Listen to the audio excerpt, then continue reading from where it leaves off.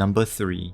Firewatch is a 5-star Deadeye that has a talent Assassin, increasing her attack when attacking ranged enemies. However, the game considers ranged enemies in a very weird way, such that a lot of melee enemies are grouped under them.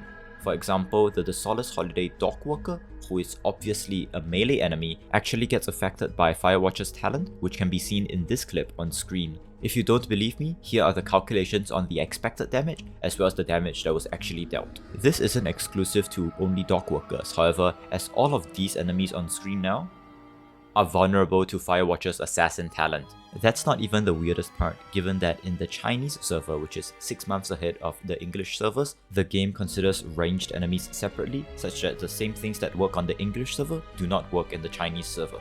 This was theorized by Discord user Aethervoid, as well as a few of my friends, to be because of Lingering Echoes, an update that will reach global in a few months. Lingering Echoes released a new operator, Ebonhortz, which is a 6-star mythic caster who had some unique targeting options for elite enemies. Due to the whole "an operator shouldn't be broken on release" shimmick, Hypergrowth probably reformulated that codebase to update the definitions of what was an elite enemy, what was a ranged enemy, and so on. The funniest part is, however, is that given historical precedent, we don't actually know if the changes to the definitions of a ranged enemy and so on will actually make it to the English server, so there's a non-zero possibility of Firewatch forever considering a Dockworker a ranged enemy. But hey, all the more reason to build her, right?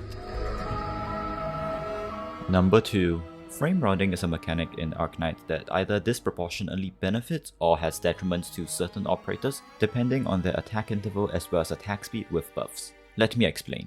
Basically, Arknights runs at 30 FPS for the calculations, which means that no action can take place between frames. So although there is a tick box in the settings which allows you to run it at 60 FPS, i.e. the high performance thing, the calculations are still done at 30.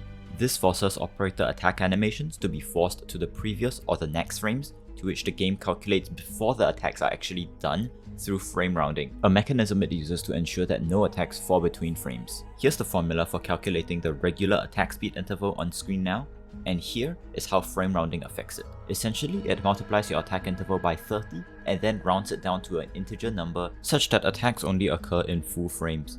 However, this leads to some interesting scenarios when 1 or 2 attack speed might make a difference between 1 or 2 extra attacks. Case in point, Psylocke's passive upgrade, which allows her to grant an additional 2 attack speed to all allies in the range of her flag. Normally this would be meaningless, but combined with the existing attack speed granted by her flag as well as Surtur's attack interval, it allows Surtur to get in 1 extra hit during her skill duration, which can be instrumental for optimized clears. Here's an example from the newly released operator, Texas the Omatosa, with only her base kit. So first off, we add the attack number from her trust as well as her potential, then we multiply it by her attack modifier, as well as the fact that she does a double hit on skill 2. Then we multiply it by the reciprocal of the theoretical attack interval, which is calculated by taking the attack interval and then dividing it by the attack speed in terms of percentages. Without accounting for frame rounding, as well as backswing and foreswing, as they are a bit too complicated to get into for this video, we arrive at the number 2819.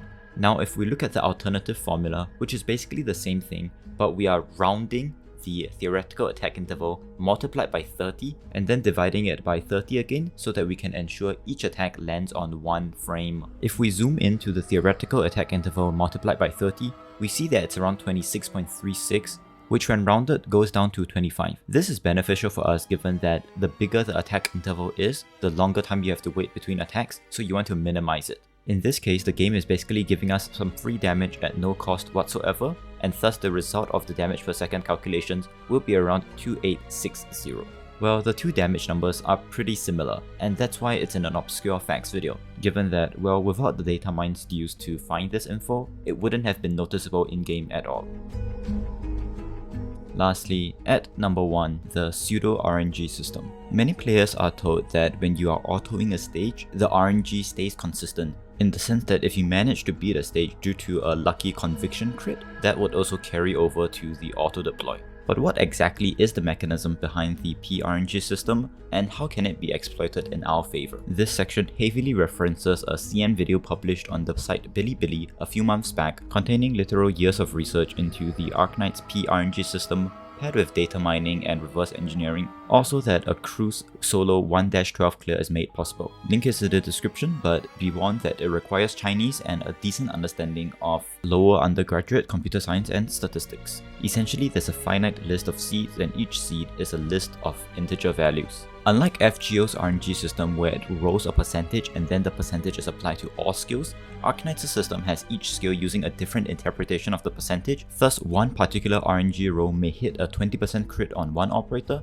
but not an 80% dodge when applied to another. It works very simplistically when every RNG action in the game is denoted by one roll, and that roll will take up an RNG slot. When people mention that auto-deploys are failing due to operator upgrades or seed changes, that isn't necessarily true. The seed stays the same for the entire auto-deploy. What changes is the sequence of random number values, which if you interrupt it at the beginning, it screws up the whole run. It might be better if I explain this in the context of the 1-12 Bili video that demonstrated the RNG mechanics. First off, the CM players set up a brute force algorithm to test for seeds that works. However, that didn't come into fruition because either there was no seed or the seed took too long to compute that they couldn't reasonably do it, upwards of years. However, they did manage to find many seeds that were only one RNG tick off of working, such as this example on screen now, where only one more crit was needed to clear the run. So what they did was slot in an operator with one instance of RNG in their kit on deployment, in this case Phantom skill 3, and use Phantom to take the bad RNG roll from Cruise so that Cruise has another chance at rolling the crit. So although technically not a solo, it's functionally the closest we'll get without external modifications. Did you know any of the 3 facts mentioned in this video?